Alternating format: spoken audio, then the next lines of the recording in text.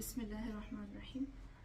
رب اشرح لي صدري ويسر لي امري واحلل عقدة من لساني يفقهوا قولي. اللهم صل على فاطمة وأبيها وبعلها وبنيها وسر المستودع فيها بعدد ما أحاط به علمك. بسم الله الرحمن الرحیم. ہم آتے ہیں آج سورہ بینہ کی طرف. ہم نے جتنی بھی سورہ ہیں آج کر لی ہیں اور ابھی ہم سورہ بینہ کی طرف آتے ہیں. بسم اللہ الرحمن الرحیم. لم یکن الذین کفروا من اہل الکتاب والمشرکین منفکین حتی تأتیہم البینہ رسول من اللہ یتلو صحفا مطہرہ فیہا کتب قیمہ وما تفرق الذین اوتوا الکتاب الا من بعد ما جاءتهم البینہ.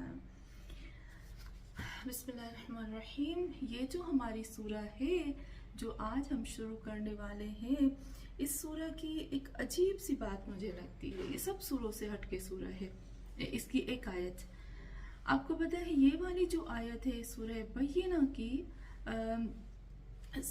وہ ہم جب تفسیر رازی پڑھتے ہیں نا، اس میں بھی وہ جو تفسیر کرنے والا ہے وہ بھی خود لکھتا ہے. کس چیز کو لکھتا ہے؟ کہتا ہے کہ قرآن کی سب سے، جیسے ہم کہتے ہیں نا، کمپلیکیٹڈ آیتیں، یعنی وہ آیتیں جن کا ترجمہ کرنا مشکل ہوتا ہے یا جس کا ایک ترجمہ نہیں ہوتا ہے، جس کا ترجمہ سمجھ میں نہیں آتا، وہ سورہ بینہ کی پہلی آیت ہے. اب دیکھیں گے عجب، آپ یہ سورہ بینہ کی جب یہ آپ آیت پڑھتے ہو نا، اب عجب ہو جاتے ہو کہ مجھے سمجھ میں نہیں آتا اس کا ترجمہ میں کیسے کروں، یہ کروں یا وہ کروں یا وہ کروں. ایک بڑا سا معجزہ ہے. پر اگر یہ سورہ بینہ کی، ہم اس سورہ بینہ کی جیسے ہم تفسیر کا ترجمہ کرتے ہیں نا، یہ پورے کا پورا ہمیں بتاتا ہے پاسٹ، پریزنٹ، فیوچر. جو بھی کچھ پاسٹ میں، فیوچر میں، پریزنٹ میں ہوگا، ہو رہا ہے یا ہونے والا ہے، ایک ایسا بڑا معجزہ ہے. تو بسم اللہ الرحمن الرحیم. یہ والی آیت سورہ بینہ کی، ہم آتے ہیں آیت کے ترجمے اور تفسیر کی طرف بعد میں آتے ہیں. پہلے ہم سورہ بینہ کے پڑھنے کے فائدے کو ہم تھوڑا سا ہائی لائٹ کرتے ہیں نا، کہ سورہ بینہ جو ہے اس کو پڑھنے میں ہمیں کیا فائدہ ملتا ہے، اور اس کے پڑھنے سے واقعاً کیا ہے. میرے محمد مصطفیٰ صلی اللہ علیہ وآلہ وسلم فرماتے ہیں کیا ہو گیا ہے لوگوں کو کہ وہ اس سورہ سے غافل رہتے ہیں. اور پھر فرماتے ہیں کہ کوئی بھی ایسا شخص جو اس سورہ کو پڑھے، ہو ہی نہیں سکتا کہ وہ اپنی مراد کو، اپنے وہی جو وہ چاہتا ہے وہ اس کو پا نہ سکے، یعنی حاصل کر نہ سکے. میرے محمد صلی اللہ علیہ وآلہ وسلم فرماتے ہیں. پھر ہم آتے ہیں کہ اس سورہ کو کیسے ہمیں پڑھنا چاہیے. آپ کو پتہ ہے میں زیادہ سورہ پڑھتی ہوں. سورہ بینہ جب ہم پڑھتے ہیں نا، اس میں ایک لفظ آتا ہے منفکین، حتی تأتیہم البینہ. منفکین یہ بہت پیارا لفظ ہے. اب یہ آتا ہے کہ جب اگر کسی کو جوائنٹس ہو جاتا ہے نا، پیلیا کہتے ہیں نا، پیلیا، یرکان، جوائنٹس، ہیپاٹائٹس، اگر کسی کو یہ بیماری ہو جاتی ہے تو اس کو آپ پانی کے اوپر 11 دفعہ پڑھ کے، یا 21 دفعہ یا 11 دفعہ روز آپ اس کو پڑھ کے پانی پہ دم کر کے اس کو پلا دو 11 دن تک. وہ جو پیلیا ہے یا جو جوائنٹس ہے یا جو ہیپاٹائٹس ہے نا، وہ اس سے ٹھیک ہو جاتی ہے. اتنا بڑا معجزہ ہے. اور دوسرا جو یہ سورہ بینہ کا معجزہ ہے، آپ نے دیکھا کبھی کبھی ایسے ہوتا ہے کہ ہم لوگ کچھ کھا لیتے ہیں نا، جیسے ہم لوگوں نے خدا نہ خواستہ مچھی کھائی، مچھلی کے اوپر پانی پی لیا، دودھ پی لیا، یا کچھ ایسے کھانے ہوتے ہیں جو ساتھ میں نہیں کھانے ہوتے اور غلطی سے ہم کھا لیتے ہیں. تو کیا ہوتا ہے، ہماری اسکن جو ہے وہ 2 کلر کی ہو جاتی ہے. ہماری اسکن میں کلر آ جاتے ہیں نا، کلرفل اسکن ہو جاتی ہے. بالکل. تو یہاں پر آتا ہے کہ آپ ہر روز آپ کے پاس پانی ہو، تھوڑا سا پانی آپ ہاتھ میں لے لو، پانی کے اوپر صرف 3 دفعہ یا 7 دفعہ سورہ بینہ کو پڑھو. پڑھنے کے بعد جیسے ایک دفعہ ایک ہاتھ میں پانی ہے، ایک دفعہ ایک جگہ پر وہ جگہ بھی آپ ظاہر کرو جہاں پر جو اسکن جو خراب ہے. پانی پہ دم کر کے نا پھر اسکن پہ دم کریں، پھر وہ پانی پی لیں، اور وہ جو پانی ہے تھوڑا سا وہ آپ چمڑی پہ لگا لو، اسکن پہ لگا لو. اس طرح سے کرنے سے وہی کم از کم 21 دن تک آپ دیکھو گے کہ کتنا بڑا معجزہ ہوتا ہے کہ وہ اسکن کا کلر سیم ہونا شروع ہو جاتا ہے، یعنی ایک ہی ہو جاتا ہے اسکن کا کلر. اتنا بڑا معجزہ ہے. اور پھر سورہ بینہ، کیونکہ جب ہم اس کی کلن آیتیں ہیں بھی 8 آیتیں ہیں صرف، اور جب ہم ان 8 آیتوں کو دیکھتے ہیں اور اس میں ایک یعنی بہت ہی بڑی اس میں چیز آ جاتی ہے. تو یہاں پر پھر کہتے ہیں کہ اگر کسی لڑکی کی شادی کا پرابلم ہوتا ہے، یا جادو کا پرابلم ہوتا ہے، یا جاب نہیں مل رہی، یا میرا کام نہیں ہو رہا، یا ویزا نہیں مل رہا، کچھ بھی ایسی مشکل ہے، اس کے لیے ایک جگہ پر بیٹھ کر، بالکل آواز نہیں آنی چاہیے کہیں سے بھی، بالکل کوئی ڈسٹرب نہ کرے، اس جگہ پر بیٹھ کر 21 دفعہ سورہ بینہ پڑھیں سلوات کے ساتھ. البتہ سلوات کے ساتھ ہی ہوتی ہے. تو 21 دفعہ سورہ بینہ پڑھنے سے 21 دن تک وہ ساری جو مشکل ہے، جو پریشانی ہے، جو دکھ ہے، درد ہے، غم ہے، وہ دور ہو جاتے ہیں. آپ یقین مانیں، میں نے قرآن کے معجزے دیکھے ہیں اپنی زندگی میں. میں نے کس طرح سے ناممکن کام ممکن ہوتے ہوئے دیکھے اس قرآن سے. تو قرآن تو کلن شفا ہے اگر اس سے شفا لی جائے، لیکن شرط ہے تھوڑی سی. اس میں شرط کیا ہوتی ہے کہ جب آپ قرآن کی آیتوں کو پڑھتے ہو تو پہلی شرط یہ ہوتی ہے کہ آپ کو اس پہ یقین ہونا چاہیے. نمبر 1، آپ یقین کے ساتھ پڑھو کہ میرا رب کرے گا. لیکن اگر خدا نہ خواستہ کوئی انسان جو ہے وہ شک کر کے کرتا ہے نا، پتہ نہیں ہوگا نہیں ہوگا، پتہ نہیں ہوگا نہیں ہوگا، تو آپ یقین مانیں اللہ خود کہتا ہے اے میرے بندے، تو مجھ سے جو ظن رکھے گا نا میں اس کو تمہیں وہی کر کے دکھاؤں گا. تو اگر میں اللہ سے کہوں گی پتہ نہیں کرے گا یا نہیں کرے گا، تو اللہ بھی کہے گا پتہ نہیں میں کروں گا یا نہیں کروں گا، ویٹ کرو بیٹھ کر. لیکن ایک وقت آتا ہے کہ مجھے یقین ہوتا ہے کہ تم کرو گے، مجھے یقین ہے اللہ تم کرو گے اور تم کر کے رہو گے، تم نہیں چھوڑنے والے ہو میرے مولا. تو اللہ کہتا ہے دیکھو میرا بندہ کتنا مجھ پہ بھروسہ رکھتا ہے. تو اللہ بھی بندے کو کر کے دکھاتا ہے. اور کچھ لوگ ہوتے ہیں جو کہتے ہیں اتنے اعمال کروں تو بھی میرا کچھ نہیں ہوتا. تو اللہ کہتا ہے کہ میں نہیں کروں گا، اب جو تمہیں کرنا ہے کرو.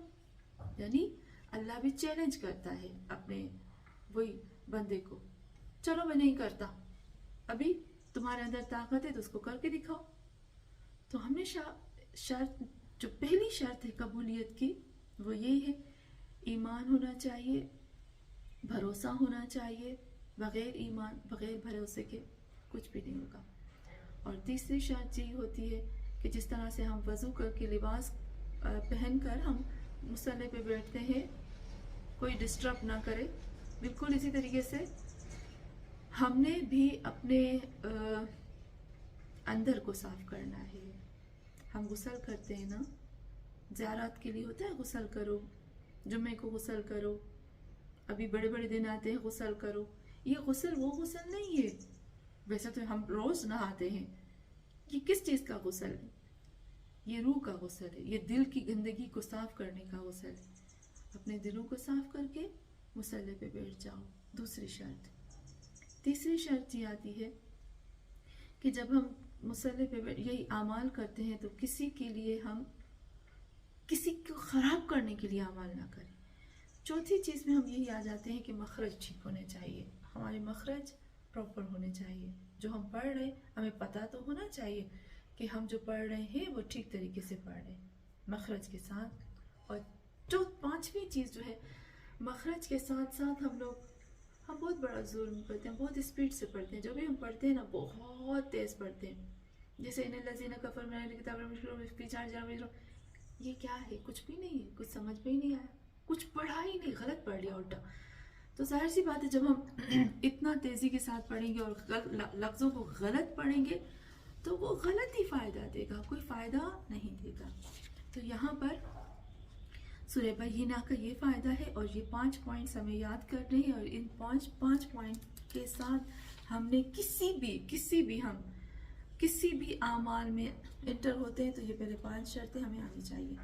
फिर इसके बाद हम आते हैं कि रसूल खुदा सल्लल्लाहु अलैहि वसल्लम बताते, एक शख्स आता है मेरे मोहम्मद सल्लल्लाहु अलैहि वसल्लम के पास और फरमाता है कि मौला ये जो सूरह है ये इसका कितना फ़ायदा है। रसूल खुदा से पूछता है कि ए मेरे हबीब खुदा इसके पढ़ने की फजीलत क्या है। तो रसूल खुदा फरमाते हैं कि अगर लोगों को पता चल जाए कि इस सूरह में कितनी बरकतें हैं उनके घर वालों के लिए, उनके घर वालों के लिए, उनकी फैमिली के लिए, उनके माल के लिए, और फिर कहते हैं हाँ कितने इसमें फ़ायदे हैं, तो वो लोग जिनको ये पता चल जाएगा कि इस सूरह में इस कदर फ़ायदे, वो सब चीज़ को छोड़कर इस सूरह के पीछे भागेंगे, इतने फ़ायदे हैं। और फिर एक शख्स आता है कबीले खुज़ा से आता है, अर्ज़ करता है कि या रसूलल्लाह ये जो कुरान की हम सूरह पढ़ते हैं इसकी पढ़ने का सवाब क्या है। तो आपको पता है मेरे मोहम्मद मुस्तफ़ा सल्लल्लाहु अलैहि वसल्लम उसको फरमाते हैं, क्या फरमाते हैं कि ये जो मैं बात कर रहा हूँ ना इसमें ज़रा बराबर भी मुनाफात नहीं है, यानी ज़रा बराबर भी रुकावट नहीं है, ज़रा बराबर भी शक नहीं है, इसमें शक नहीं है और इसमें तरदीद नहीं है।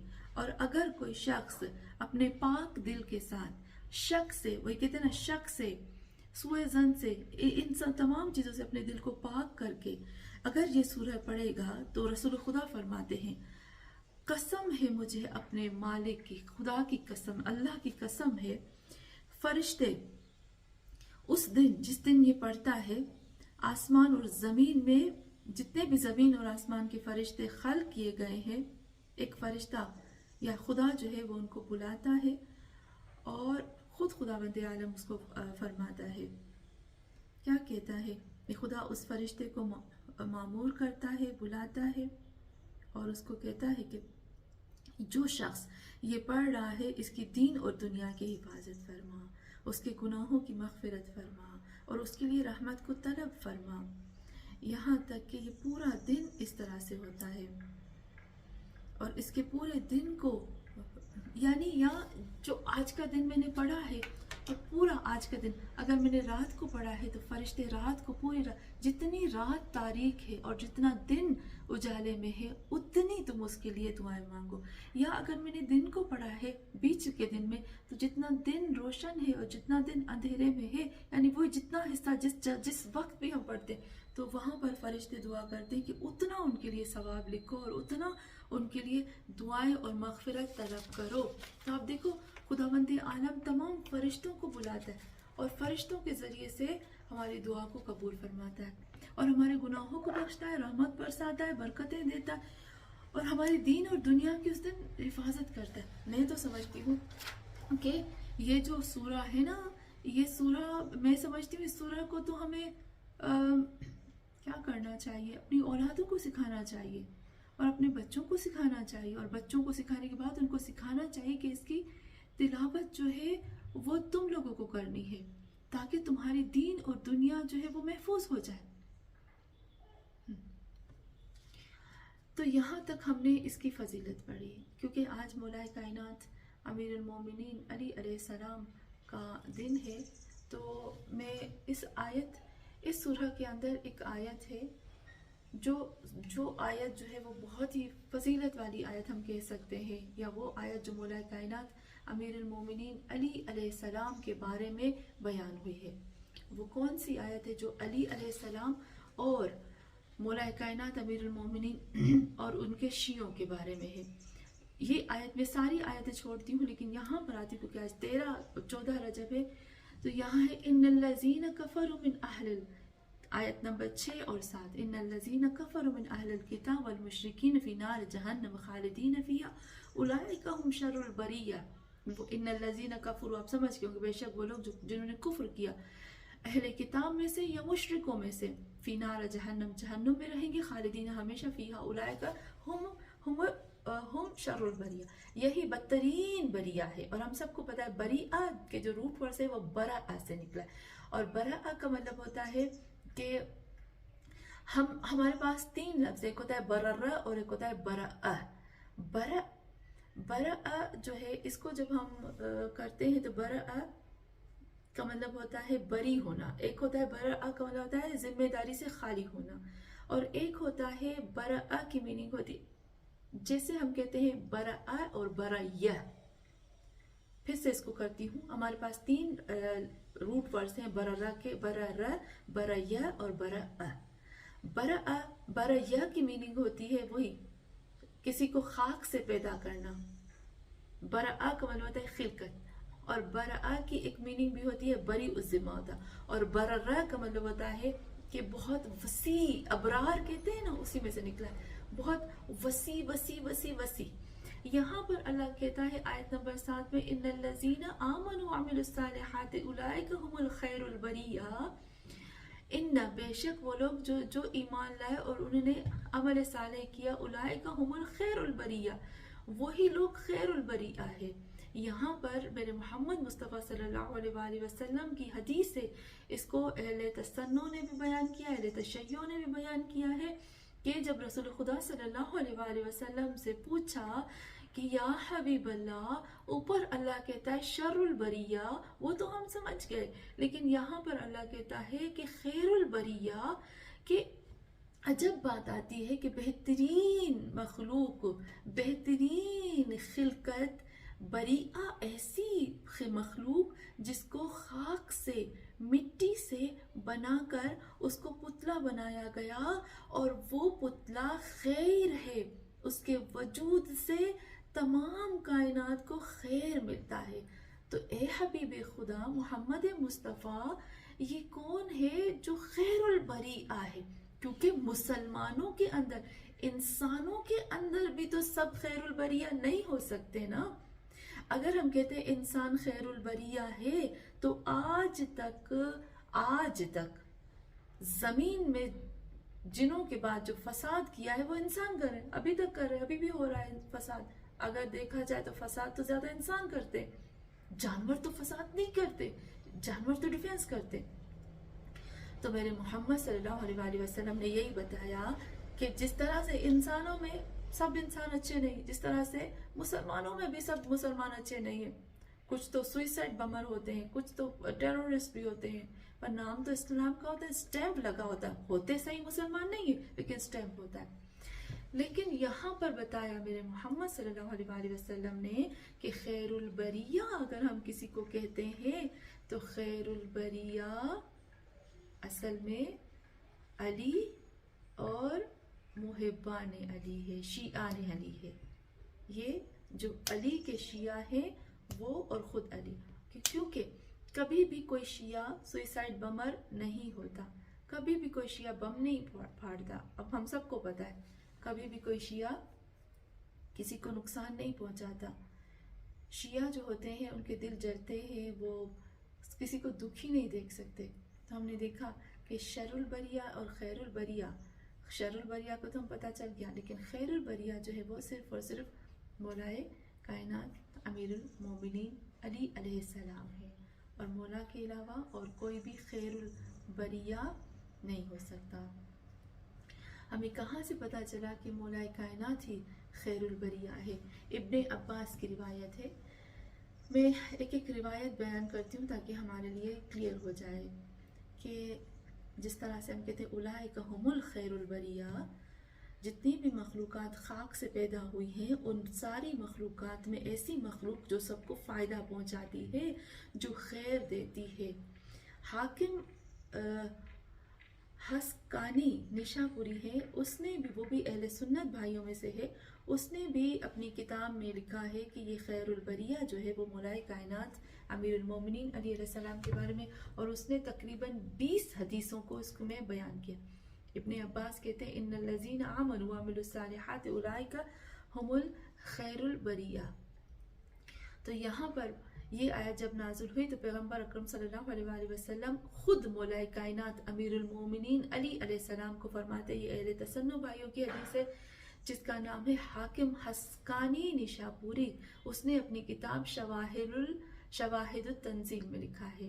فرماتے ہوا یا علی هو أنت وشيئتك تأتي أنت وشيئتك يوم القيامة رازين مرزين ويأتي عدوك غضبانا مكمحين. اے علی یہ جو آیت نازل ہوئی ہے نا، ہوا انت وہ تم ہو، وشیعتک اور تمہارے شیعہ ہے، تاتی انت وشیعتک آئیں گے تم اور تمہارے شیعہ قیامت کے دن رازین مرزین خود راضی ہوں گے اور اس طرح سے کہ خدا بھی ان سے راضی ہوگا. وَتَأْتِي اور آئیں گے عدوک اور تمہارے دشمن غضبان مقمحین. ہمیں پتہ ہے قمح کا مطلب ہوتا ہے نا کہ گردن کو اونچا کرنا اور اس میں جیسے ہم کہتے ہیں توق اور زنجیر ڈالنا. تو تمہارے دشمن اس انداز میں آئیں گے کہ وہ غصے میں ہوں گے، محشر میں اس طرح سے وارد ہوں گے، اور مقمحین ان کی گردن، ان کی نگاہیں اوپر ہوں گی اور ان کے گلے میں توق اور زنجیر جو ہے وہ پہنے ہوئے ہوں گے. یہ حدیث جو بتاتی ہوں یہ ابو ہریرہ سے حدیث ہے جس نے رسول خدا صلی اللہ علیہ وآلہ وسلم سے نقل کیا. میں کیونکہ یہاں اہل تسنن بھائیوں کی حدیث بتاتی ہوں، ابو ہریرہ کو تو سب جانتے ہیں. یہاں فرماتے ہیں ہوا انت وشیعتک یا علی میعاد ما بینی و بینک الحوض.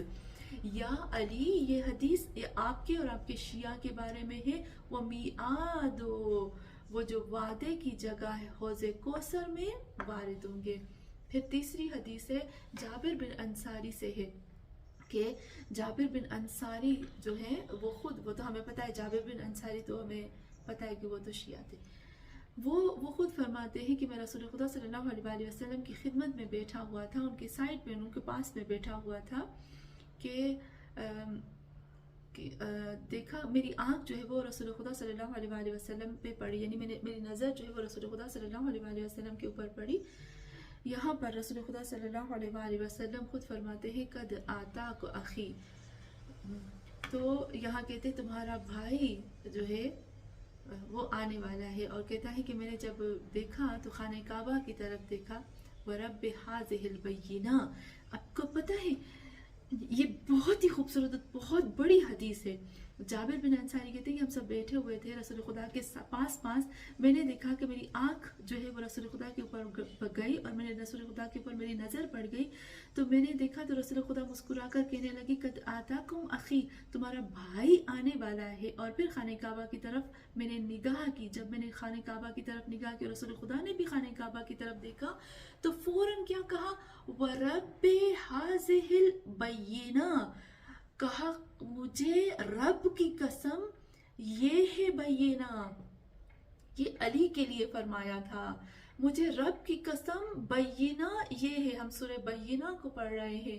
سورہ بینہ یہاں کہا رب کی قسم رب کی قسم حاضر البینہ. یہ بینہ تو میں انشاءاللہ کھولوں گی کیونکہ حاضر ہی کیوں آیا ہے، بینہ کی وجہ سے آیا ہے. اور بینہ جو ہے وہ بہت بڑا واضح کھلم کھلا ایک نور، ایک روشنی، ایک معجزہ اور ایک ایسی گائیڈنس، ایک ایسی ہدایت جس سے انسان بھٹکتا نہیں ہے. تو اس وجہ سے یہ حاضر ہے، لیکن اشارہ مولا کائنات امیر المومنین کی طرف تھا.